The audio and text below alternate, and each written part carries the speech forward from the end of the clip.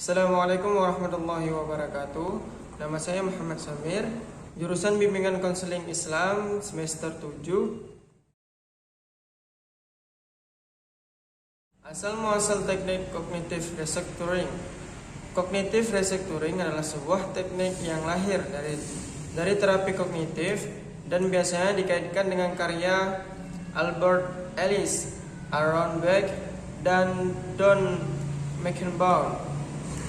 Kadang-kadang teknik ini disebut dengan correcting cognition restructuring, mengoreksi distorsi kognitif. Cognitive restructuring melibatkan penerapan prinsip-prinsip belajar pada pikiran. Teknik ini dirancang untuk membantu mencapai respon emosional yang lebih baik dengan mengubah kebiasaan penilaian habitual sedemikian rupa hingga menjadi tidak terlalu terbiasa. Strategi cognitive restructuring didasarkan pada dua asumsi. Yang pertama, pikiran irasional dan kognisi defektif menghasilkan self-defeating behavior, perilaku disengaja yang memiliki efek negatif pada diri sendiri. Dua, pikiran dan pernyataan tentang diri sendiri dapat diubah melalui perubahan pandangan dan kognisi personal. Biasanya konselor profesional menggunakan cognitive restructuring dengan klien yang membutuhkan bantuan untuk mengganti pikiran dan interpretasi negatif dengan pikiran dan tindakan yang lebih positif.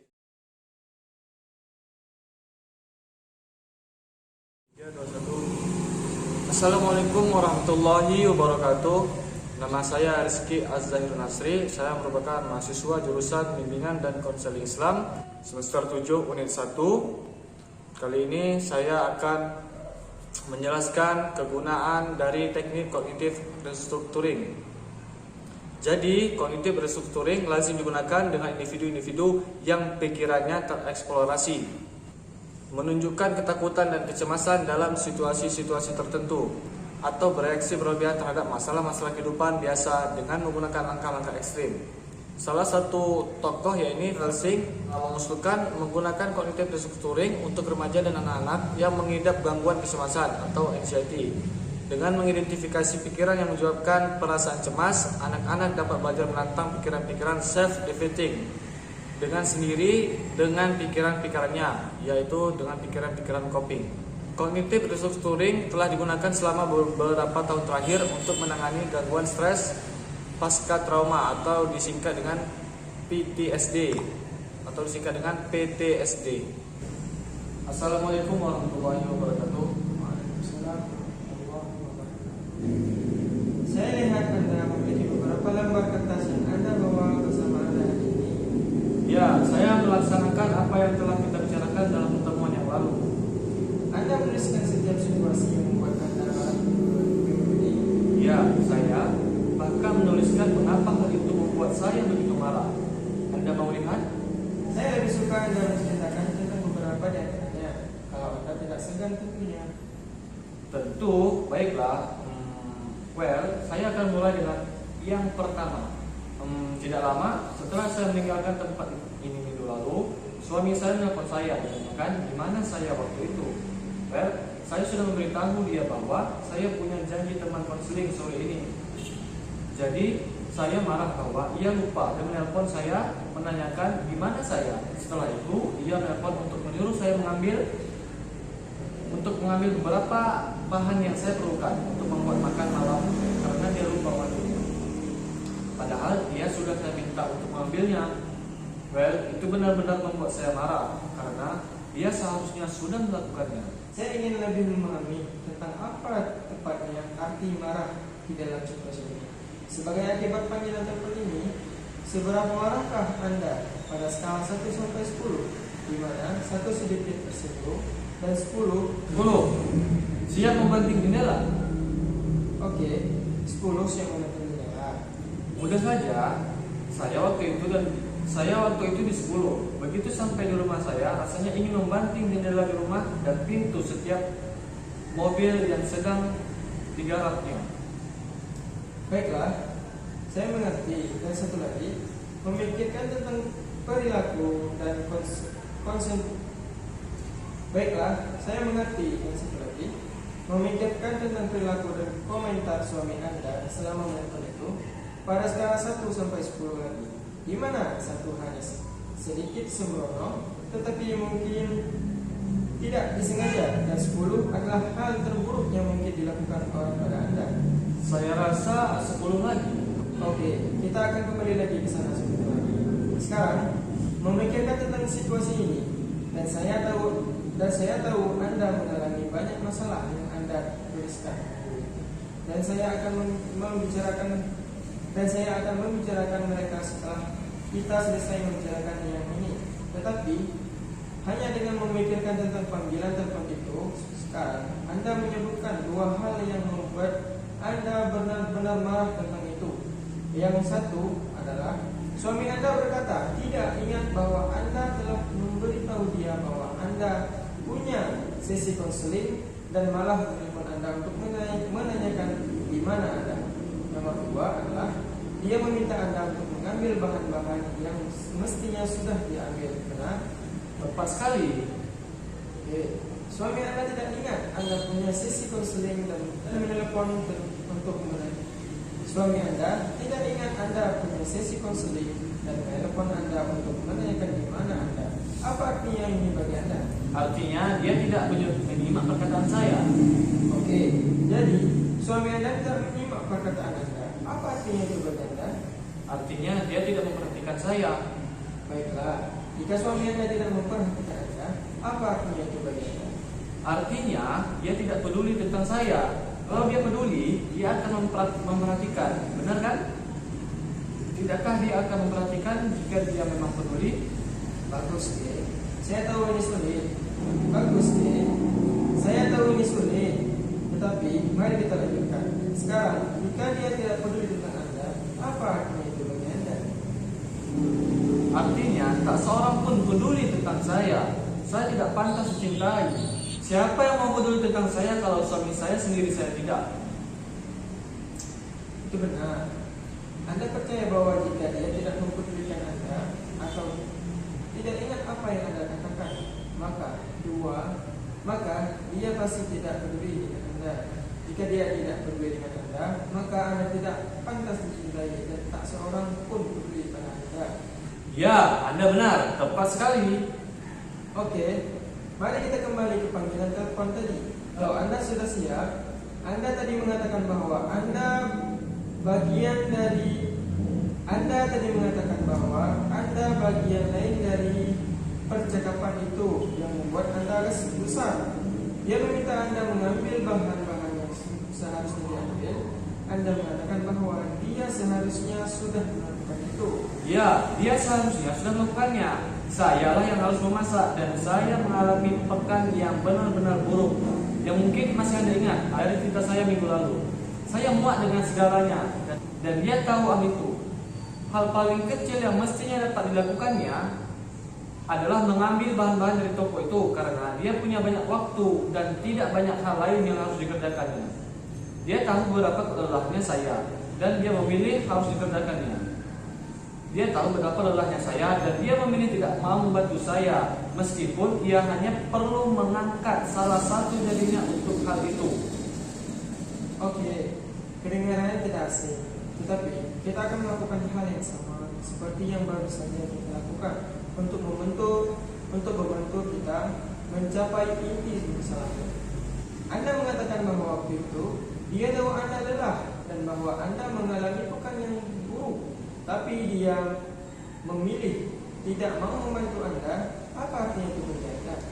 Oh, saya bisa melihat kemana arahnya. Well, oke. Dia tahu saya lelah dan sudah muak dengan segalanya. Tetapi dia toh tidak melaksanakan permintaan saya. Well, itu berarti saya bukan prioritas baginya, bukan?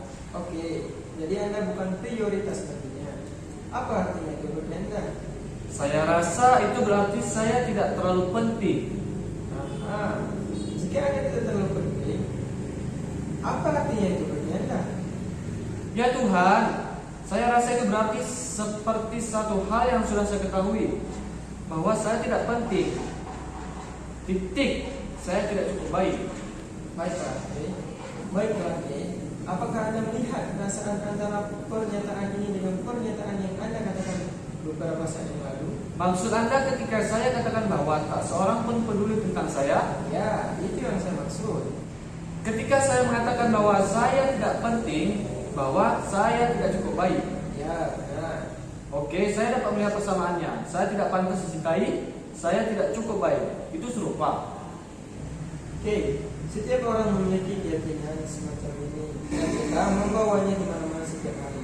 Kadang-kadang kita bahkan tidak tahu apa saja keyakinan atau bahwa keyakinan itu adalah karena mereka telah begitu lama menjadi bagian dari diri kita sehingga kita tidak sadar mereka ada.